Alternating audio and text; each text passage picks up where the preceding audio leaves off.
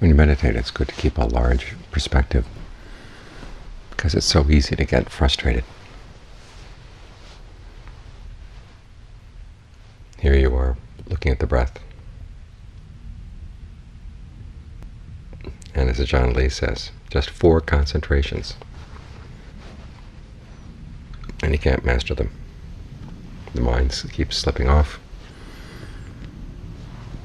No matter how determined you are to stay with the breath, you suddenly find yourself someplace else.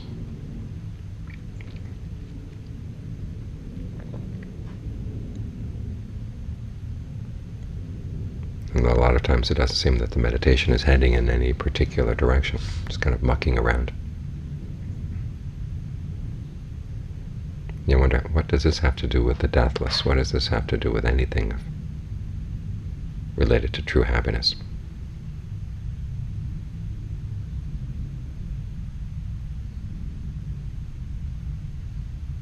That's when it's time to step back and look at the larger perspective.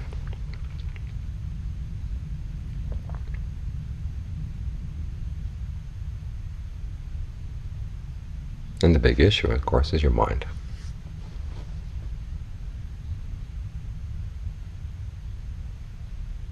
Because no matter where you live, no matter where you go, you've got the mind right there.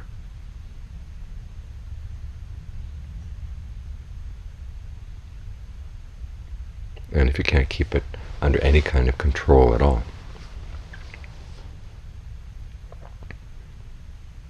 you're living with something very dangerous.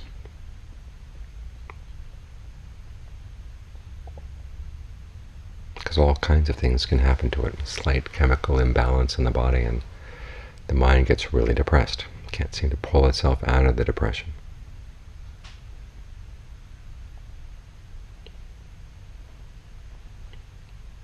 Or it starts hallucinating. All kinds of things the mind can do. All kinds of things the brain can do. And it's important to keep a distinction there, the mind and the brain. The brain is the physical organ. And the part of the mind we're interested in is just basic awareness. And we use the organ to think, but if the organ is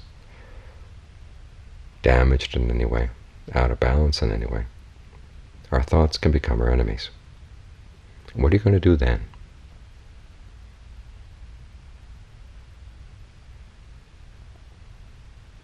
If you have the mindfulness to be able to pull yourself out of your thought worlds, then you're safe.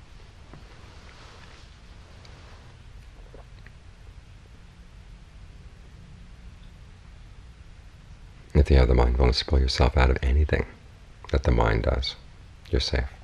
We talk about the mind clinging or the mind hanging on to things. Well, it doesn't have hands to cling.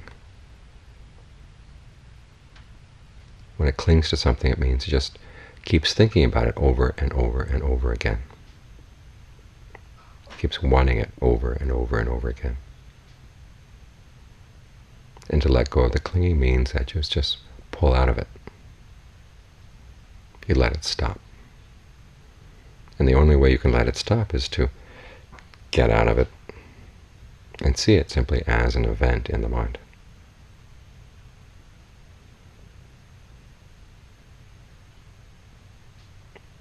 The last time I went to visit with Ajaan Suwat before he passed away, he commented that his brain was sending him all sorts of weird messages.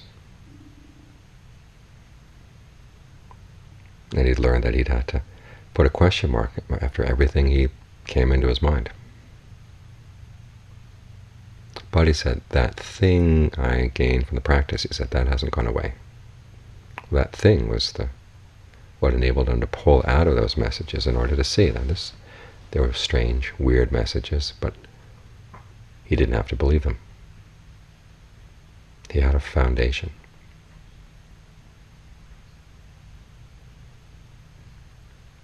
So even as the brain was wandering around with weird perceptions, he was sitting in a spot mentally where he didn't have to get involved. And that's what we're working on here.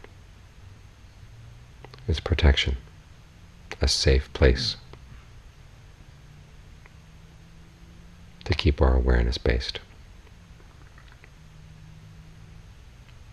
And that's worth all kinds of effort, all kinds of discouragement, all the things we have to go through in order to get there.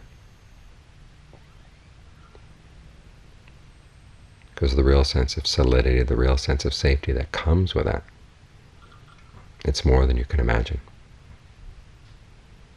You realize how long you've been wandering around, misled by your thoughts, and how totally deluded you were, and how much suffering there was. When you can step out, really step out, it's an enormous burden lifted.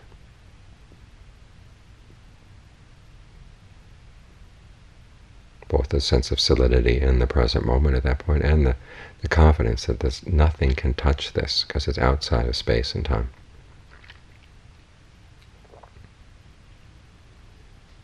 As for what's going to happen inside of space and time, well, that's a matter of karma.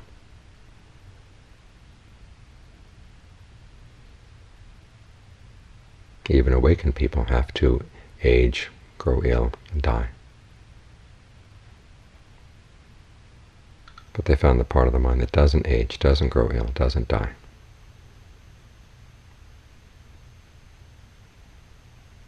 And how do they find it? By doing what we're doing right now.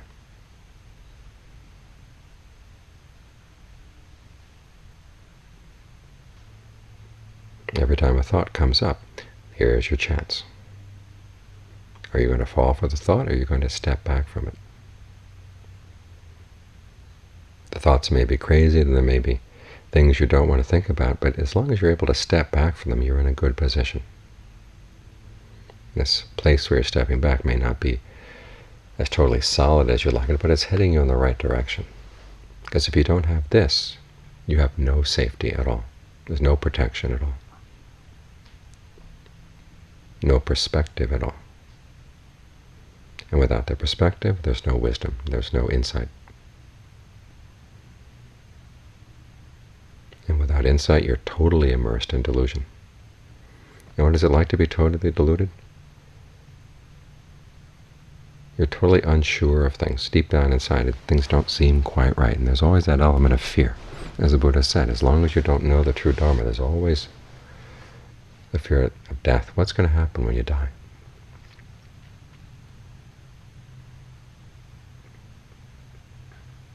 The only way you can know is by looking at the process of the mind, because it's actually going through death and birth on a small level all the time. It just keeps coming back, coming back, coming back. Whatever habitual patterns you've been encouraging in the mind, they just keep coming back again and again and again. But the fortunate thing, again, is that you can step back. This is what the Buddha's teachings on karma are all about. Not everything is determined in the mind. With every present moment, there's always the opportunity to make a new decision, to make a new choice. And most of us abandon that freedom and just keep going through the same old patterns over and over and over again.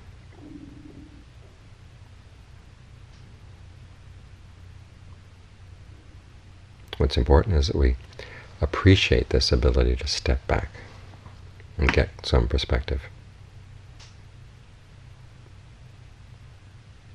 Pull ourselves out of these thought worlds.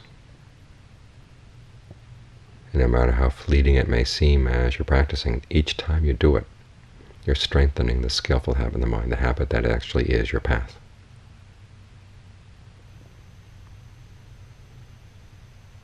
Ajahn Mahabua tells how when Ajahn Mun passed away, he was really hit with a sense of despair. What was he going to do with his life now?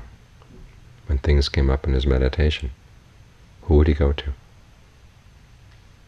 He said he felt like someone who'd been depending on a doctor for long years, and now the doctor was gone. It was like being a wild animal in the forest with no doctor at all. Then he remembered all those teachings he'd gotten from Ajahn Mun in the past. Those would have to be his teachers now. And what was the point that Ajahn Mun stressed more than anything else? So whenever anything comes up in your mind that you're not sure about, just step back and stay with that sense of the knower, that sense of just basic awareness. No matter what, whatever there is in the mind will pass, and you'll be safe.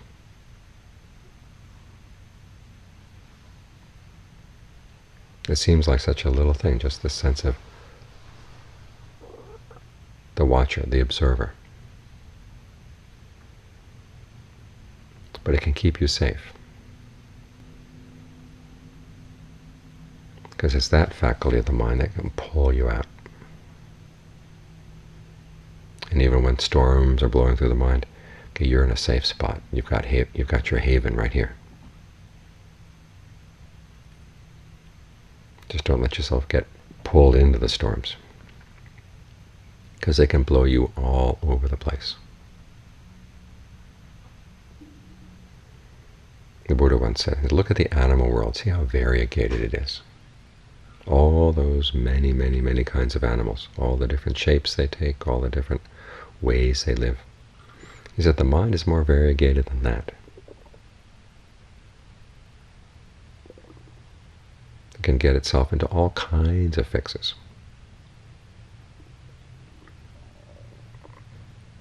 But you've got your protection right here. It's right close to hand. It's closer than your eyes. Just learning how to appreciate it, learning how to value it. And even though it may seem unstable right now, keep coming back, coming back, coming back.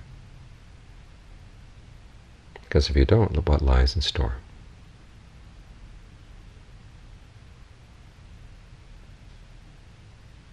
If you do, you find that you're strengthening a very important habit.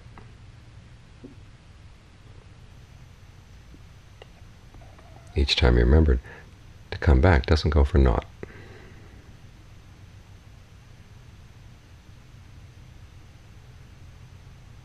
You're building a pathway in the mind.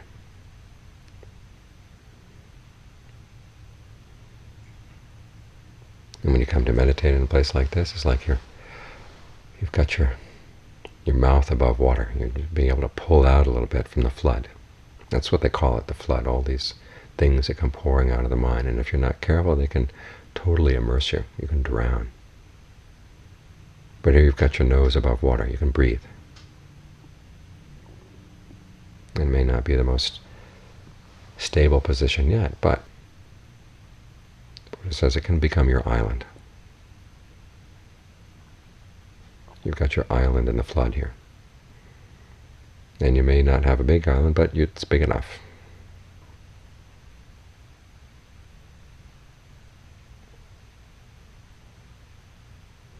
And you find that as you develop it, it opens up to even better things in the mind.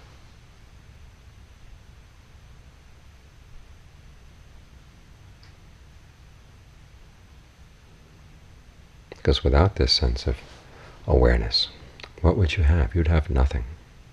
Nothing to hold on to at all.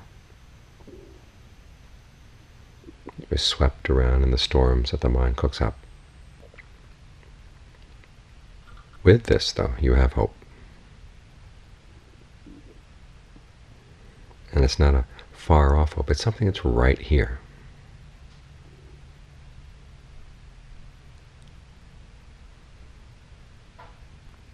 All you have to do is learn how to value it.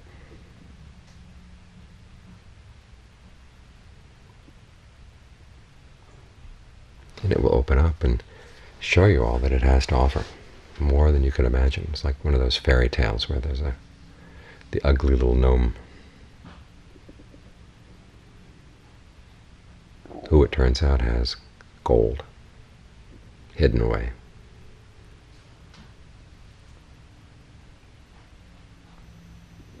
And the valuable things in life many times are the places where you'd least expect to find them.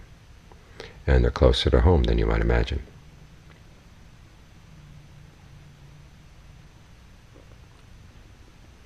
So keep this in mind. You've got gold right here, but it's covered up by dust and dirt.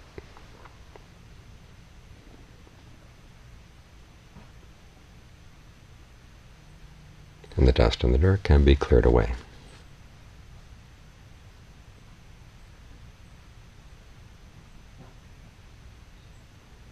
Because aside from this gold, otherwise you have nothing. With the gold you have everything.